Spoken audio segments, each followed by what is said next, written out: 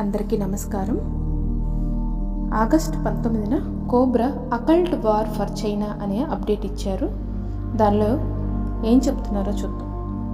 2018 మరియు 2019 సంవత్సరాల్లో కాలిఫోర్నియాలో ఉన్న ఎనర్జీ గ్రిడ్ కోసం లైట్ ఫోర్సెస్ మరియు డార్క్ ఫోర్సెస్కి మధ్య ఒక అతీంద్రియ యుద్ధం జరిగింది. ఇది లైట్కి మరియు డార్క్కి మధ్య అతీంద్రియ శక్తుల ద్వారా జరిగిన యుద్ధం. ఈ యుద్ధం స్పైయింగ్ అంటే గూఢాచార్యంకి, దానికి వ్యతిరేకమైన కౌంటర్ గూఢాచారానికి, ఈ రెండింటికి మధ్య జరిగిన యుద్ధంగా కూడా చెప్పవచ్చు. ఈ యుద్ధంలో కాంతి వైపు ప్రధానంగా రెసిస్టెంట్ మూమెంట్ సభ్యులు, అలాగే ఆర్డర్ ఆఫ్ ది స్టార్లోని కొంతమంది సభ్యులు, ఇంకా శాన్ ఫ్రాన్సిస్కోలోని చైనా టౌన్ నుంచి కొన్ని డ్రాగన్ గ్రూపులు ఉన్నాయి. అలాగే డార్క్ వైపు మెయిన్ యాక్టర్స్ అయినటువంటి మైకేల్ అక్వినో, అలాగే కెనెత్ యాంగర్ ఉన్నారు. ఆ యుద్ధంలో కాలిఫోర్నియా గ్రాండ్ లాడ్జ్లోని కొందరు ముఖ్య సభ్యులు కూడా ఉన్నారు. దురదృష్టవశాత్తు 2019 మధ్యలో లైట్ ఫోర్సెస్ యుద్ధంలో ఓడిపోయి వెనక్కి వెళ్ళవలసి వచ్చింది. అప్పటి నుంచి కాలిఫోర్నియాలోని ఎనర్జీ గ్రిడ్ ఎక్కువగా క్షీణిస్తోంది. అలా అని అన్నీ కోల్పోలేదు. ఎందుకు అంటే 2 పవర్ఫుల్ వోర్టెక్స్లు ఇప్పటికీ కాలిఫోర్నియా కోసం లైట్ని యాంకర్ చేస్తూ ఉన్నాయి. అందులో ఒకటి లాస్ ఏంజల్స్లోని లేక్ ష్రైన్, ఇంకొకటి మౌంట్ శాస్తా. కాలిఫోర్నియాలో డార్క్ సైడ్ నుంచి 2 ప్రధాన నటులు ఇప్పటికే వారి భౌతిక శరీరాల నుంచి డైరెక్ట్గా గెలాక్టిక్ సెంట్రల్ సన్లోకి పునర్సృష్టీకరించబడ్డారు. ప్రస్తుతం 2024 డ్రాగన్ సంవత్సరంలో మెయిన్ ల్యాండ్ చైనాలో ఎనర్జీ గ్రిడ్ కోసం ఇదే విధమైన యుద్ధం జరుగుతోంది. కాంతి వైపు ప్రధాన బలగాలు ఎవరంటే ఉపరితలంపై ఉన్న, అలాగే భూగర్భంలో ఉన్న అనేక డ్రాగన్ గ్రూపులు, ఇంకా ఆల్డెబరన్స్, ఆండ్రోమిడన్స్. డార్క్ వైపు ప్రధాన బలగాలు ఎవరు అంటే నెగిటివ్ టిబెటన్ నెట్వర్క్లు మరియు మిగిలిన వారిని సెక్యూరిటీ రీజన్స్ వల్ల డైరెక్ట్గా వారి పేర్లు చెప్పడం లేదు.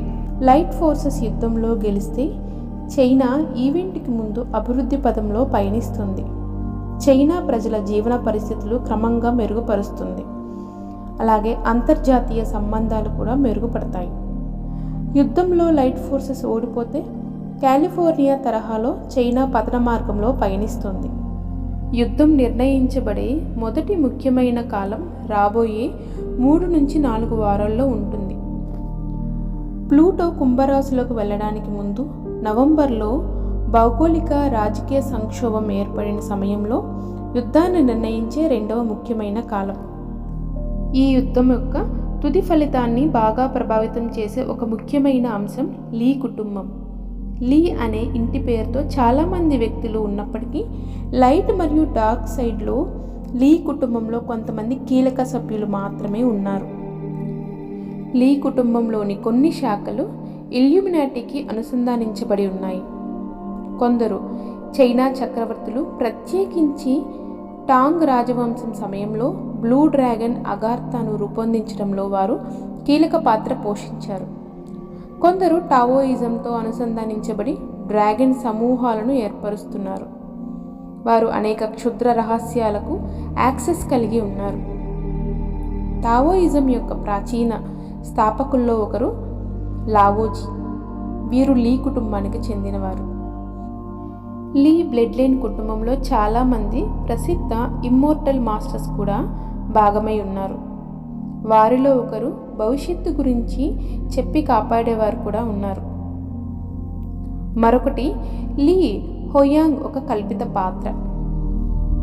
టాంగ్ రాజవంశానికి చెందిన ప్రసిద్ధ కవి లీ బాయ్.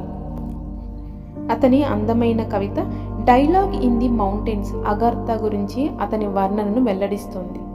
లీ కుటుంబానికి చెందిన కొంతమంది సభ్యులు ఇప్పుడు అనేక తావోయిస్ట్ దేవాలయాలలోనూ చైనా గవర్నమెంట్లో కీలక స్థానాలు కలిగి ఉన్నారు. వారిలో కొందరు కుంభకోణాల్లో కూడా భాగమై ఉన్నారు. అసలు సారాంశం చెప్పాలంటే లీ కుటుంబంలో లైట్కి డార్క్కి ఇద్దరికీ ఇరువైపులా కూడా సామర్థ్యం ఉంది. ఈ యుద్ధంలో అది నిర్ణయాత్మక అంశం కావచ్చు. Victory of the light. Thank you.